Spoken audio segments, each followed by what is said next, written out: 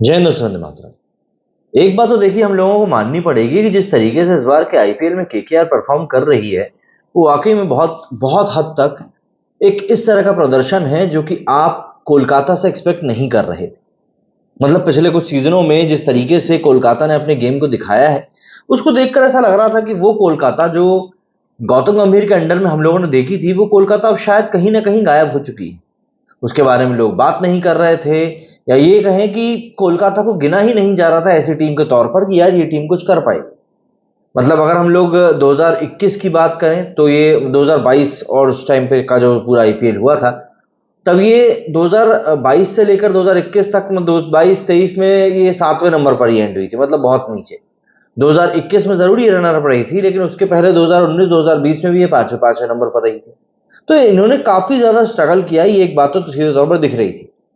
लेकिन Indian premiere league के 17वें season में कोलकाता नाइट राइडर्स का जो परफॉर्मेंस है वो बेहद शानदार रहा है।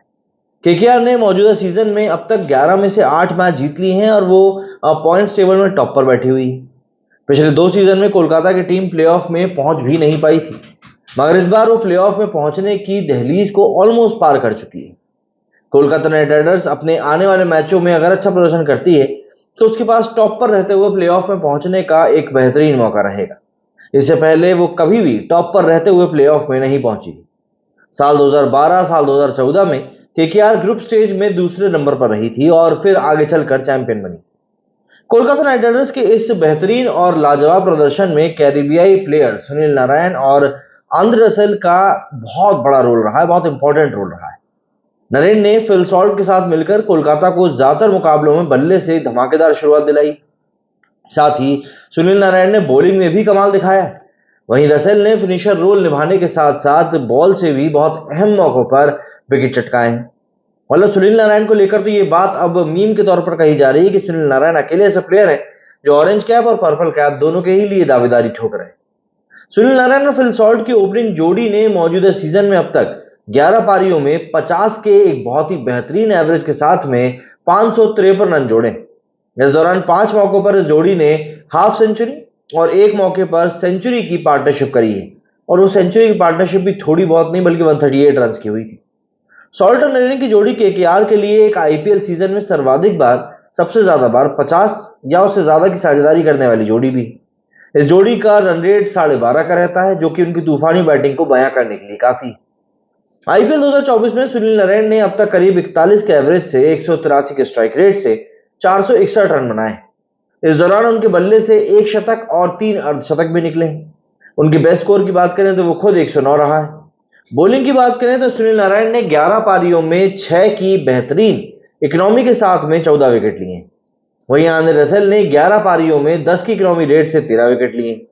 साथ ही रसेल ने 186 के स्ट्राइक रेट से 198 रन बनाए। फिल सॉल्ट की बात करें तो उनका प्रदर्शन भी बेजोड़ रहा है।